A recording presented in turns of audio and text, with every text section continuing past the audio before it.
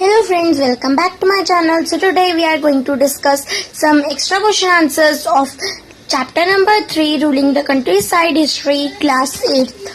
So let's get started. The first question is, what do you mean by Diwani rights? How did it benefit the East India Company? Diwani rights क्या हैं और इन्होंने east India company को क्या benefit किया, इससे उनका क्या प्रॉफिट हुआ? On 12th August 1765, the Mughal Emperor appointed the East India Company as the Diwan of Bengal. 12 अगस्त 1765 में जो मुगल एम्परर था उन्होंने अपॉइंट कर दिया ईस्ट इंडिया कंपनी को as the diwan of Bengal. As Diwan, the company became the chief finance administrator of the territory under its control. Now it had to think of administering the land and organizing its revenue resources. A trading company had also to ensure that it could buy the things it needed and sell what it wanted. As the Diwan जो company थी वो बन गई थी chief finance administrator उसी territory का जो उसी के कंट्रोल में थी. अब उसको सोचना पड़ता था एडमिनिस्ट्रेटिंग द लैंड के बारे में और ऑर्गेनाइज करने पड़ते थे रेवेन्यू रिसोर्सेज. एक ट्रेडिंग कंपनी को ये भी इंश्योर करना पड़ता है कि वो खरीद पा रही है उन प्रोडक्ट्स को जो वो चाहती है और वो चीज़ें बेच पा रही है जो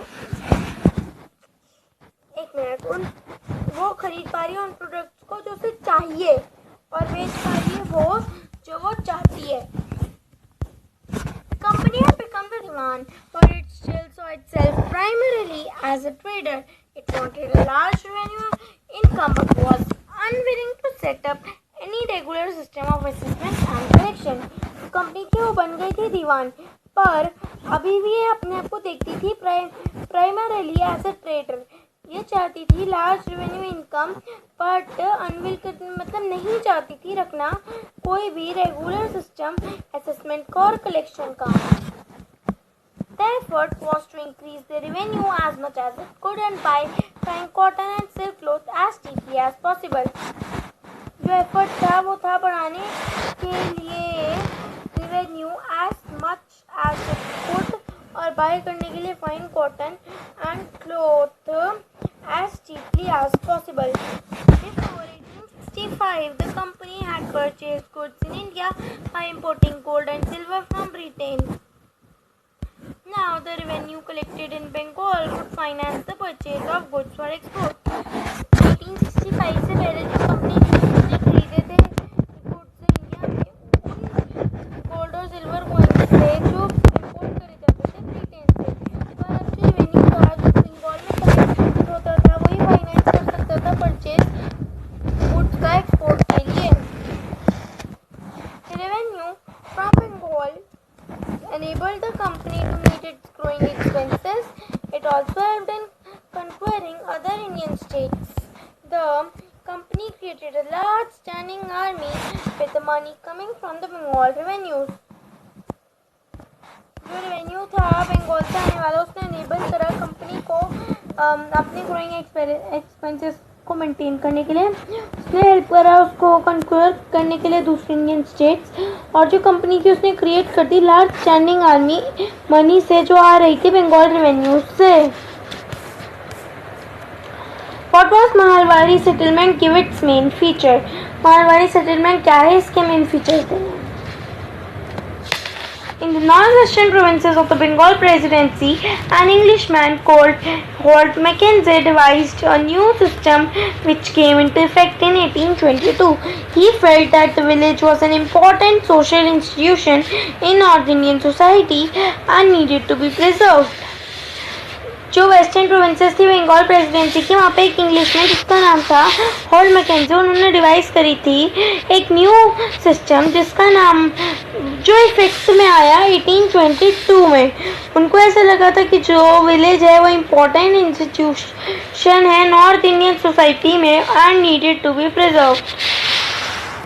Under his directions, collectors went from village to village, measuring the land and measuring the fields, recording the customs and rights of different groups. उनकी दी गई डायरेक्शंस पे जो कलेक्टर्स थे वो गए विलेज टू विलेज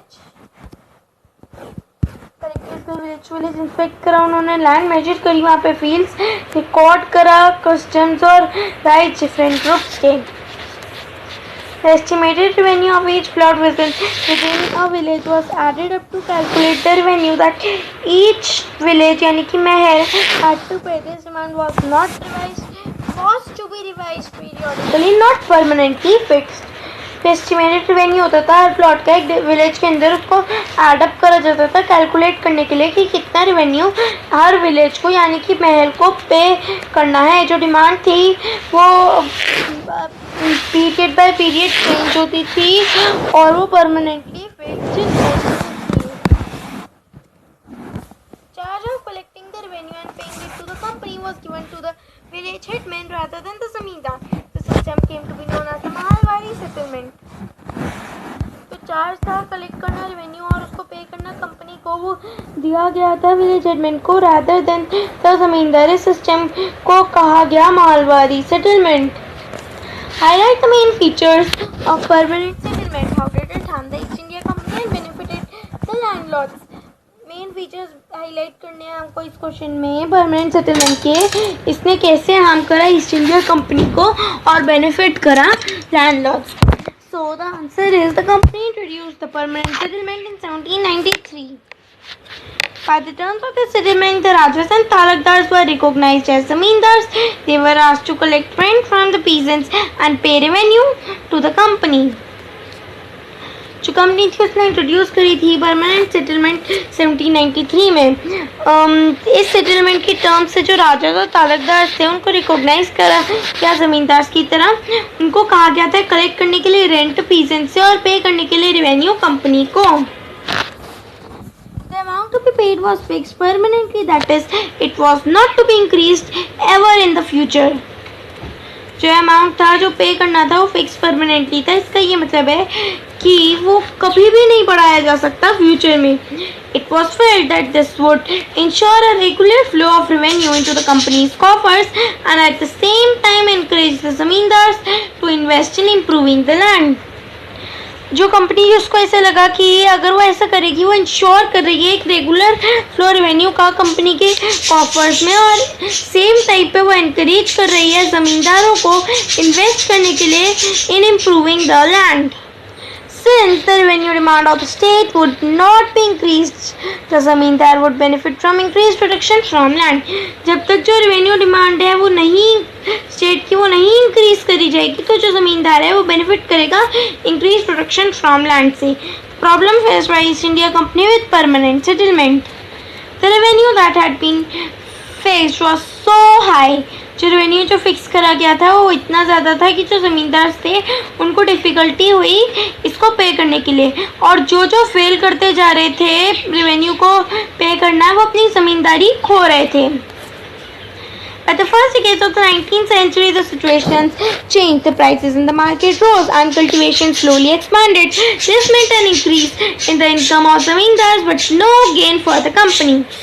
जो फर्स्ट डिकेड्स थी 19th century की जो सिचुएशन थी वो चेंज हो गई. तब तक जो प्राइजेस थे मार्केट के वो बढ़ गए और जो कल्टिवेशन थी वो धीरे धीरे एक्सपैंड हो गई. इसका ये मतलब था कि इंक्रीज था इनकम ऑफ जमींदार में पर कोई गेन नहीं था कंपनी के लिए.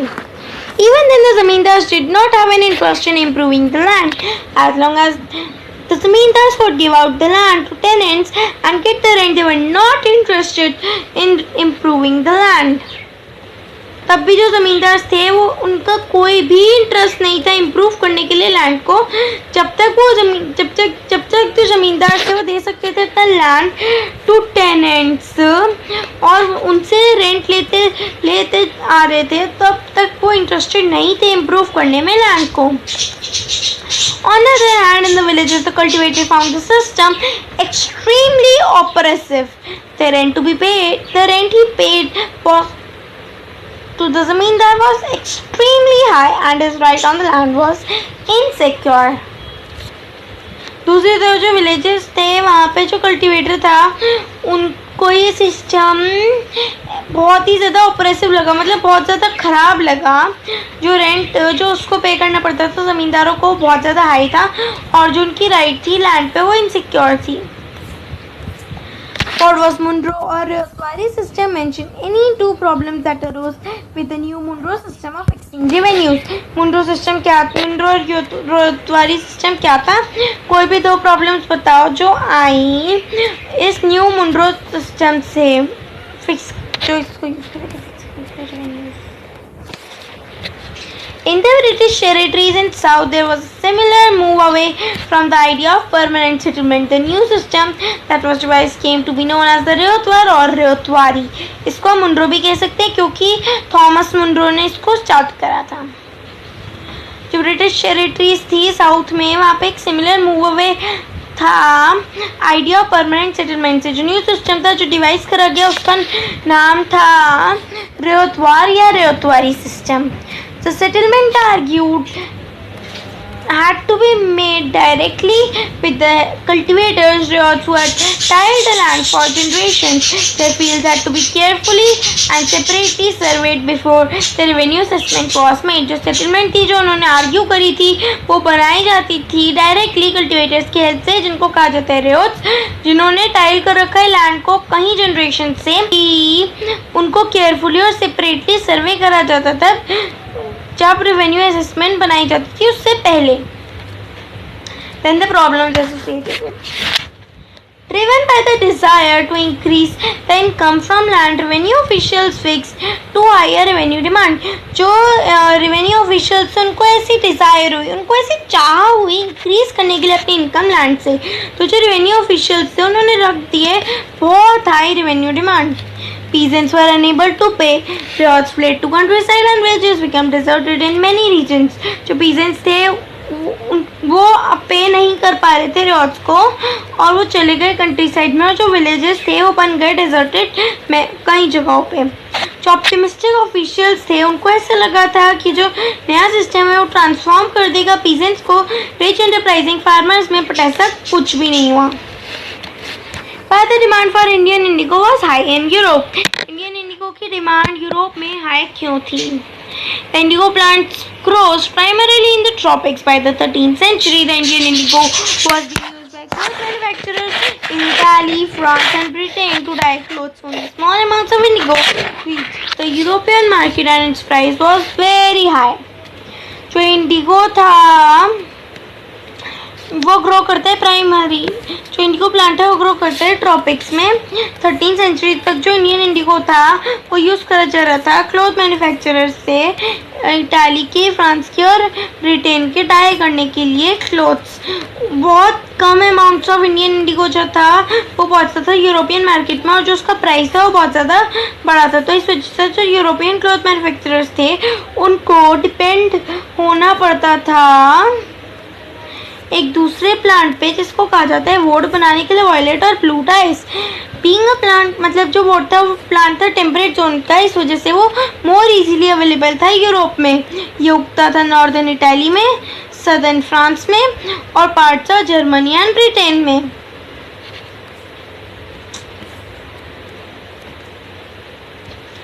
Worried by the competition from indigo, wood producers in Europe pressurized their government to ban the import of indigo. जो competition था इंडिगो से उससे जो वुड प्रोड्यूसर्स थे वहाँ के वो डरे हुए थे, इस वजह से उन्होंने अपनी गवर्नमेंट को प्रेशराइज करा बैन करने के लिए इंपोर्ट इंडिगो का. Cloth dyers, however, preferred indigo as a dye. Indigo produced a rich blue color, whereas the dyes from wood was pale and dull. जो cloth dyers थे उन्होंने फिर भी प्रेफर करा इंडिगो को एक डाई की तरह. इंडिगो जो था वो देता था एक रिच ब्लू कलर, पर जो डाई थी वुड की वो पेल थी और डल थी.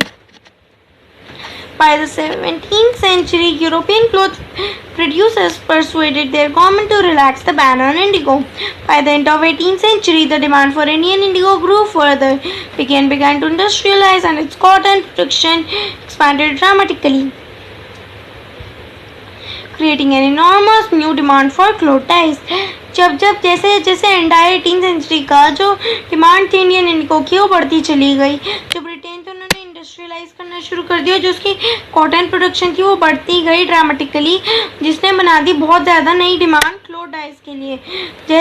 जबकि जो डिमांड थी इंडिगो की वो बढ़ती चली जा रही थी, जो उसकी एग्जिस्टिंग सप्लाई थी वेस्ट इंडीज़ और अमेरिका से वो कोलैप्स हो गई वैरायटी ऑफ रीजंस की वजह से। बिटवीन 1783 और 89 जो प्रोडक्शन थी इंडिगो की पूरे वर्ल्ड में वो आधी हो गई और जो डिमांड थी इंडिगो की वो बढ़ गई। Why were the European planters interested in cultivating indigo in India? Cultivation. जो यूरोपियन प्लांटर्स थे वो क्यों इंटरेस्टेड थे ग्रो करने में इंडिगो इंडिया में, और उसका इम्पैक्ट क्या हुआ इंडिगो कल्टीवेशन पे? From the last decades of the 18th century, Indian cultivation in Bengal, indigo cultivation in Bengal expanded rapidly and Bengal indigo came to dominate the world market. Last decade जो थी 18th century में, तब जो Indian Indigo था बंगाल में जो उग रहा था वो उसकी प्रोडक्शन जो थी वो एक्सपैंड हो गई रैपिडली, और जो बंगाल का इंडिगो था उसने शुरू कर दिया राज करना पूरी वर्ल्ड की मार्केट पे। In 1788, only about 30% of the indigo imported into Britain was from India. By 1810, the proportion had gone up to 95%. 1788 में सिर्फ 30% जो था बंगाल में जितना इंडिगो पहुंचा था उसमें से 30% इंडिया से था, पर 1810 आते आते जो प्रोपोर्शन था ये 95% हो गया। As indigo trade grew, commercial agents and officials of the company began investing in indigo production. Over the years, many company officials left their jobs to look after their indigo business.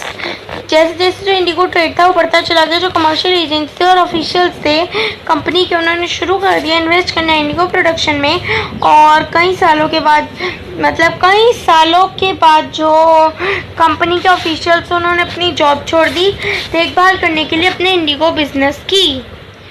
Attracted by the prospects of high profit, numerous Scotsmen and Englishmen came to India and became planters. जो बहुत ज़्यादा Scotsman और Englishman थे वो attract हो गए थे prospect से हाई रेवेन्यू हाई प्रॉफिट के, और वो आए इंडिया और वो बन गए planters. How was indigo cultivated in India? Indigo India में कैसे कल्टीवेट होता था? There were two main systems of indigo cultivation, niche and rayoti. Within the system of niche cultivation, the planter produced indigo in lands that he directly controlled. He either bought the land or rented it from other zamindars and produced indigo by directly employing hired laborers. निच cultivation के system में जो planter था वो produce करता था Indigo उस land पे जो वो डायरेक्टली कंट्रोल करता था। वो या तो इस लैंड को खरीदता था या इसको रेंट पे लेता था दूसरे ज़मींदार से, और प्रोड्यूस करता था इंडिगो डायरेक्टली एम्प्लॉय करके labours. Under the ryoti system planters usually forced the ryots to sign a contract. Those who signed the contract got cash advances from the planter at low rates of interest to produce indigo. Ryoti system में जो planter होता था वो force करता था रेवत को sign करने के लिए कॉन्ट्रैक्ट, और जो लोग साइन कर देते थे कॉन्ट्रैक्ट को उनको मिलते थे कैश एडवांस में, और जो प्लांटर से at low rates of interest produce करने के लिए Indigo. What was niche cultivation? What were the problems associated with it? Niche cultivation क्या है और इससे associated problems कौन कौन सी है? In the system of niche cultivation, the planter produced indigo in lands that he directly controlled. He either bought the land or rented it from other zamindars and produced indigo by directly employing hired laborers. निच cultivation के system में जो planter था वो produce करता था Indigo उस land पे जो वो डायरेक्टली कंट्रोल करता था। वो या तो इसको किसी से खरीदता था और या फिर इसको रेंट पे लेता था दूसरे ज़मींदारों से, और प्रोड्यूस करता था इंडिगो डायरेक्टली एम्प्लॉय करके hired labours. The planters found it difficult to expand the area under niche cultivation. Indigo could be cultivated only on fertile lands, and these were all already densely populated. Only small plots scattered over the landscape could be acquired. Planters needed large areas and compact blocks to cultivate indigo in plantations. कुछ small plots जो थे, जो बिखरे हुए थे पूरे landscape पे, उन्हीं को यूज करा जा सकता था. और जो प्लांटर्स थे उनको चाहिए थे large areas, compact blocks में cultivate करने के लिए indigo plantations में. A large plantation requires a vast number of hands to operate, and labor was needed precisely at time when peasants were usually busy with their rice cultivation. एक जो large plantation होती है वो require करती है बहुत ज़्यादा लोगों के हाथ ऑपरेट होने के लिए, और जो लेबर थी वो उस टाइम पे बहुत ज़्यादा ज़रूरत थी लेबर की, जब जो पीजेंट्स थे वो यूजुअली बिजी रहते थे अपनी राइस कल्टीवेशन के साथ. Niche cultivation on a large scale also required many plugs and bullocks. Investing on purchase and maintenance of plugs was a big problem, nor could supplies be easily got from the peasants since their plugs and bullocks were busy on their rice fields. जो निच cultivation है बड़े scale पे वो require करती है बहुत ज़्यादा प्लग्स और बुलक्स, और इन्वेस्ट करना परचेज और मेंटेनेंस ऑफ प्लग में वो एक बहुत बड़ी प्रॉब्लम थी, और ना ही जो सप्लाईज थे वो इजीली आ सकती थी पीजेंट से जब तक उनकी जो प्लग्स और बुलक्स थे वो बिजी थी उनके साथ उनकी राइस फील्ड्स में. Fibre ryots reluctant to grow indigo. Ryots reluctant क्यों थे इंडिगो को ग्रो करने के लिए? Under the ryoti system the planters forced the ryots to sign a contract and agreement sabta. At times they pressurized the village headmen to sign the contract on behalf of the ryots. Ryoti system में जो planters है वो force करते थे रियॉत को sign करने के लिए कॉन्ट्रैक्ट, एक एग्रीमेंट जिसका नाम था सप्ता. उस टाइम और कुछ टाइम पे तो वो प्रेशराइज कर देते थे विलेज हेडमैन को साइन करने के लिए कॉन्ट्रैक्ट को उनके बिहाफ पे, मतलब रियॉट्स के बिहाफ पे. Those who signed the contract got cash advances from the planters at low rates of interest. जो लोग साइन कर देते थे कॉन्ट्रैक्ट को उनको मिलते थे कैश एडवांसेस प्लांटर से लो रेट्स ऑफ इंटरेस्ट पे प्रोड्यूस करने के लिए Indigo. The planter provided the seed and the drill while the cultivator prepared the soils, sowed the seed and looked after the crop. जो प्लांटर था वो provide करता था सीड और ड्रिल से, और जो कल्टीवेटर था वो प्रिपेयर करता था सॉइल को, सीड्स को बोता था और देखभाल करता था क्रॉप की.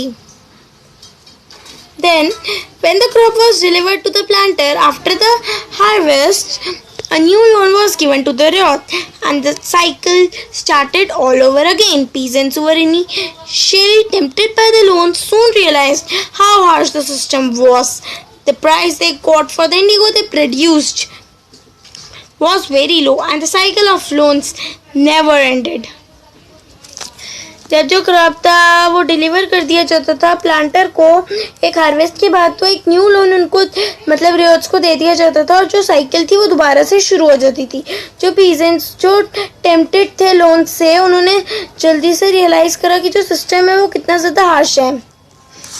जो प्राइस है उनको मिलता था इंडिगो के लिए जो वो प्रोड्यूस करते थे वो बहुत कम था, और जो साइकिल थी लोन्स की वो कभी ख़त्म ही नहीं होती थी. There were other problems too. The planters usually insisted that indigo be cultivated on the best soils in which peasants preferred to cultivate rice. Indigo moreover had deep roots and it exhausted the soil rapidly. After an indigo harvest, the land could not be sown with rice. और दूसरी भी problems थी. जो planters थे वो insist करते थे कि जो इंडिगो है वो उसको कल्टीवेट करा जाए बेस्ट सॉइल्स पे, जिस पे जो पीजेंट्स है वो प्रेफर करते हैं कल्टीवेट करने के लिए राइस. इंडिगो के डीप रूट्स होते थे और वो एग्जॉस्ट मतलब पूरी तरीके से ख़राब कर देता था सॉइल को बहुत जल्दी. और एक इंडिगो हार्वेस्ट के बाद जो लाइट लैंड है उसको दोबारा से नहीं बोया जा सकता with rice. What was Blue Rebellion?